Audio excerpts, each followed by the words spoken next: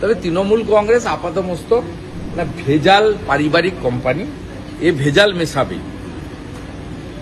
আমি যেটুকু জানি এই ভেজাল মেশাবেই, কারণ ভাইপোর নেতৃত্বে ভেজাল ছাড়া আসলের কোনো কারবার নেই। বদলে যাচ্ছে, কখনো মুখ দিনের মধ্যে, কখনো দেখা যাচ্ছে 5টা, কখনো 7টা। সে আপনাদের কাছে ওই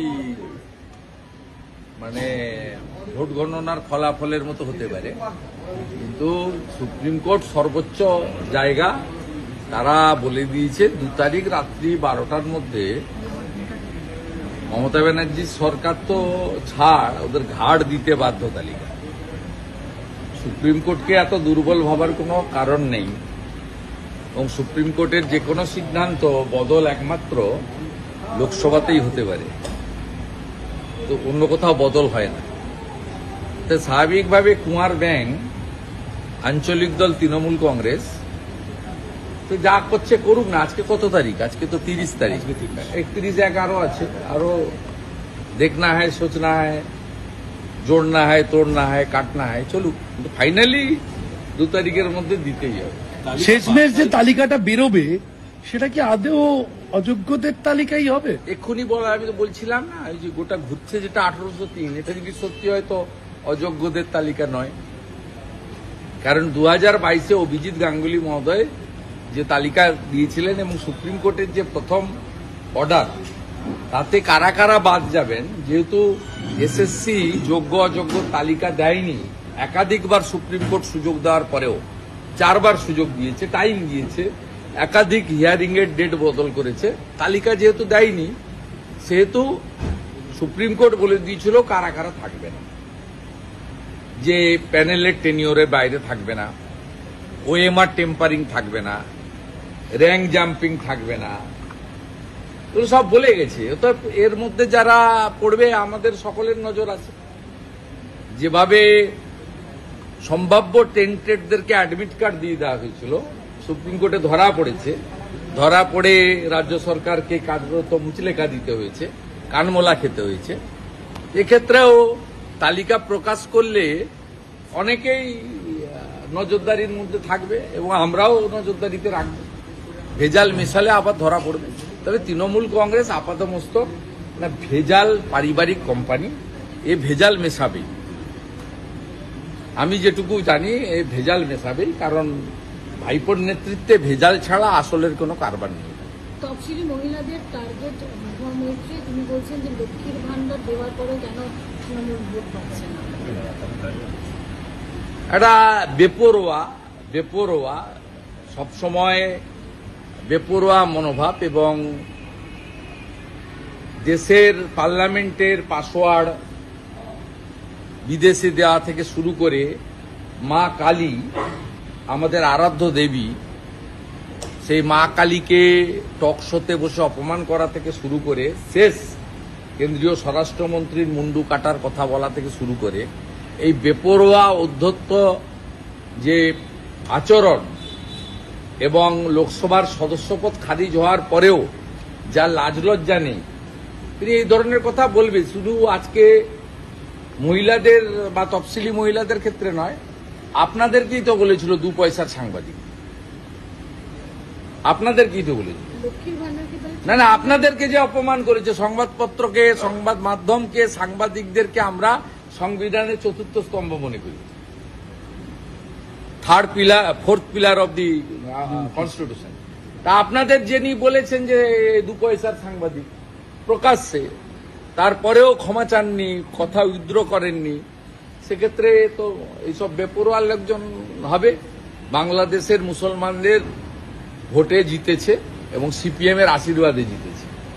1,82,000 ভোট MS সাদি কেটেছে, যার 90% হিন্দু ভোট। এই জন্য রানিমা 54,000 ভোটে হেরেছে। কৃষ্ণনগরের 2টো কেন্দ্র ওকে ভোট দেয়নি, হারিয়েছে, এখানে সুযোগ পেয়েছিল। ও তো কার্যত কালীগঞ্জ এবং চাপড়ার ভোটে জিতেছে। কিভাবে জিতেছে লোক জানে, এবং সিপিএম এর জয়ে জিতেছে।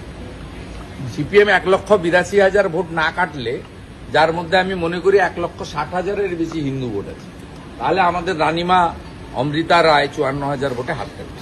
জীবন কৃষ্ণের 6 দিনে ইডি যা ঘেঁটে দেখেছেন, আজ ইডি আদালতে তোলা হয়েছিল, 1,20,00,000 পার হয়ে গেছে তার তোলা বিভিন্ন আয় করা টাকা।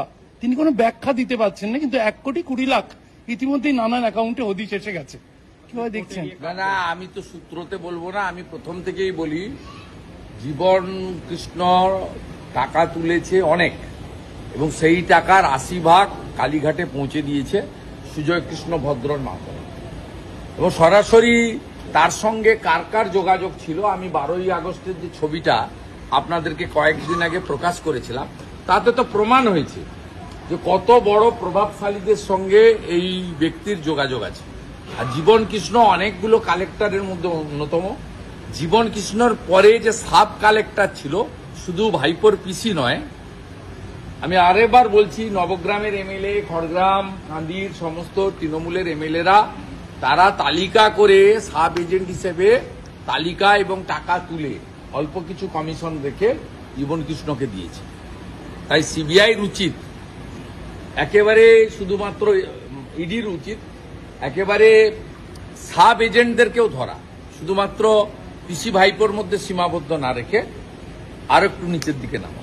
হাসপাতাল তৈরির আড়ালে মন্দির দখলের চেষ্টা, ঘটনা বীরভূমের যে ইলাম বাজার রয়েছে সরকারি জমি। আমি প্রথম গতকাল থেকেই নজর রেখেছি, দুলাল রায় বলে একজন তৃণমূল কংগ্রেসের নেতা, তিনি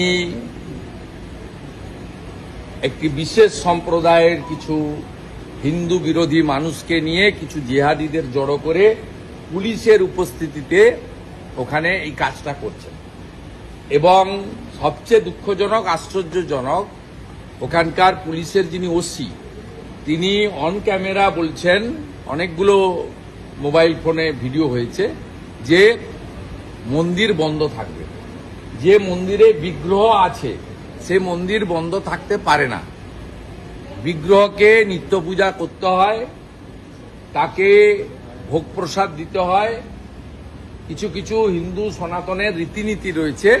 একটা পুলিশ তিনি একটা পক্ষ হয়ে চালু থাকা মন্দির, সেই মন্দির বন্ধ রাখার নির্দেশ দিচ্ছে। এর মধ্য দিয়ে প্রমাণিত হয় এই রাজ্যে যে সরকার চলছে, এই রাজ্যে সরকারের সব উইংস ইনক্লুডিং পুলিশ তারাও তোষণবাজে পরিণত হয়েছে।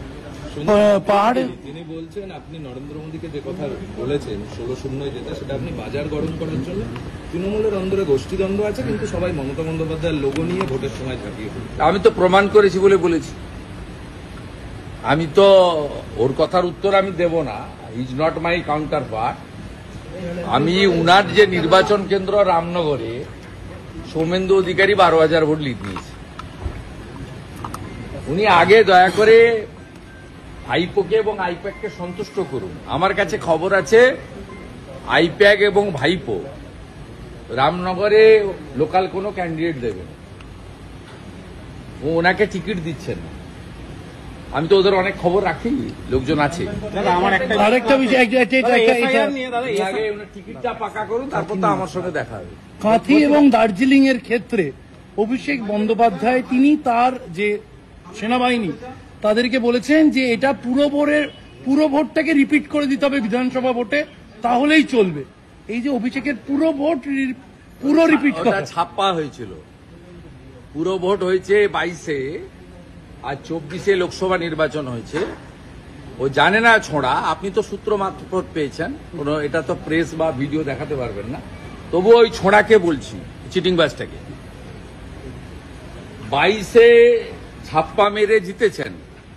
পূর্ব মেদিনীপুর জেলায় যে 5টা পুরসভা রয়েছে, পাঁশকুড়া, তমলুক, হলদিয়া, কাঁথি, এগরা, এই পুরসভাগুলির মুসলমান অধ্যুষিত ওয়ার্ড ছাড়া সব ওয়ার্ডে ভারতীয় জনতা পার্টি এগিয়ে রয়েছে। পাঁশকুড়াতে হিরণ এগিয়ে আছে, ওই 3-4টি মুসলিম ওয়ার্ড ছাড়া, আউট অফ 17। এগরাতে অগ্নিমিত্রা পাল প্রায় অধিকাংশ ওয়ার্ডে এগিয়ে আছে, 5,000 লিড শুধু শহর থেকেই আছে। কাঁথি পুরো এলাকায় 21টা ওয়ার্ডের মধ্যে মুসলিম প্রভাবিত 2টো ওয়ার্ড ছাড়া 19টাতে সৌমেন্দু অধিকারী এগিয়ে আছে। তমলুকেও 20টা ওয়ার্ডের মধ্যে 18টাতে অভিজিৎ গাঙ্গুলি এগিয়ে আছে, এবং 2টো ওয়ার্ড বাদ দিলে হলদিয়ার 27টা ওয়ার্ডে ভারতীয় জনতা পার্টির অভিজিৎ গাঙ্গুলি এগিয়ে দিয়েছে। তো 22-এ ছাপ্পা মেরেছিল, 24-এ ছাপ্পা মারতে পারেনি।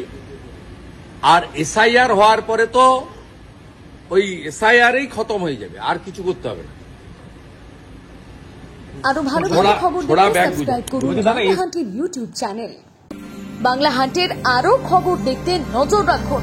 বাংলা খবর মানেই বাংলা হান্ট।